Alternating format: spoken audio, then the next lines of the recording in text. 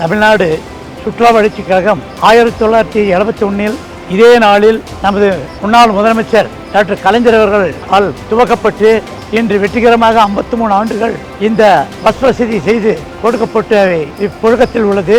இந்த ஆண்டு இந்த பழைய பஸ்கள் ஒரு 7 பஸ்களை தண்டம் செய்ய வேண்டும் என்று துறையில் அந்த வல்லுநர்கள் சொல்ல காரணத்தினால் இப்பொழுது இந்த ஆண்டு ஒரு 2 வால்வோ பேருந்துகள் ஏற்கனவே வாங்கி நம்ம முதலமைச்சர் அவர்களால் துவக்கப்பட்டது. இப்பொழுது இன்றைக்கு ஒரு 5 பஸ் ஹைடெக் பஸ் வாங்கி பண்ணிருக்கு. இந்த ஆண்டு மாத்திரம் கிட்டத்தட்ட ஒரு 5.92 கோடி அளவிற்கு பஸ் வாங்கப்பட்டது. தேவைப்பட்டால் மேலும் வாங்கலாம் என்று நமது துறை செயலாளர்களும் நமது கமிஷனர் அவர்களும் சொல்லியிருக்கிறார்கள். நமது திராவிட நாயகன் ஆட்சி முதல்வர் ஆட்சி வந்த பின்னால தொடர்ந்து லாபத்தில் இந்த துறை இயங்குகிறது என்பதனை நான் மகிழ்ச்சியோடு தெரிவித்துக் கொள்கிறேன். இந்த தொடர்ந்து இன்னும் இந்த லாபத்தை அதிகப்படுத்துவதற்கு எந்தெந்த நிலைப்பாடுகள் எடுக்க வேண்டுமோ அந்த துறையின் சார்பாக அந்த சூழ்நிலை உருவாக்கப்பட்டு வருகிறது.